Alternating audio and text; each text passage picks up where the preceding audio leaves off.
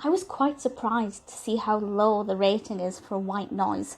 This is the 2005 film directed by Geoffrey Sax and written by Niall. Now, it has 5.5 out of 10, which is a fairly respectable rating, but I really love this film, and I actually watched it twice, accidentally. I watched it once, really loved it, and then, months later I started watching a film that was called White Noise.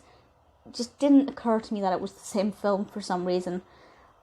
And I really enjoyed it the second time. I continued to watch it even when I realised I'd already seen it. I just think the narrative really speaks to me, and I love the special effects. I think it's really quite impressive. Michael Keaton is our protagonist, and, I'm a big fan of Keaton's work. Ian McNeice is in it, with whom I've been in the back of a taxi. The narrative description from IMDb is as follows. An architect's desire to speak with his wife from beyond the grave becomes an obsession with supernatural repercussions. Now, I do want to point out that I'm a spiritualist. I have a devout belief in the afterlife. We're not talking Ouija boards and tarot. We're talking genuine spiritual communication.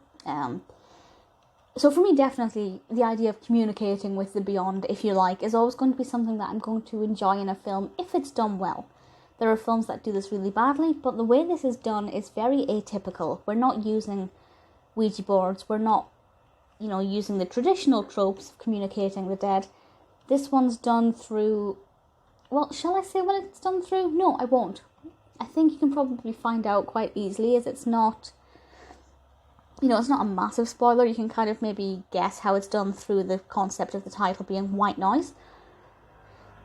But at the same time, I went into it not knowing anything about it the first time, and I really enjoyed finding out how this was going to work from the very beginning.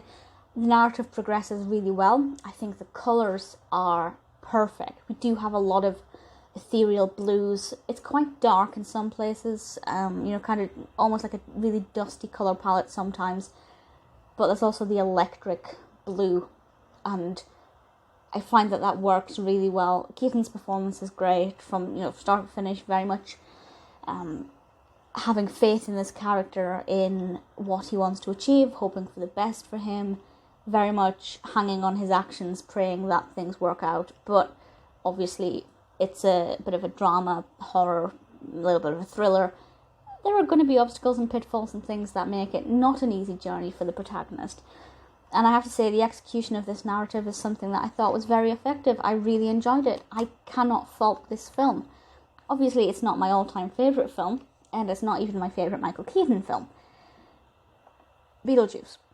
But at the same time, it is brilliant, and I will happily watch it a third time. I'm sure I will at some point in the future, and should my opinion ever change, I might do an updated discussion. But if you haven't seen it, definitely check it out. I promise that if it sounds like your kind of film, you will enjoy it. Let me know what you think. I hope you do like it. Personally, I really quite adored it.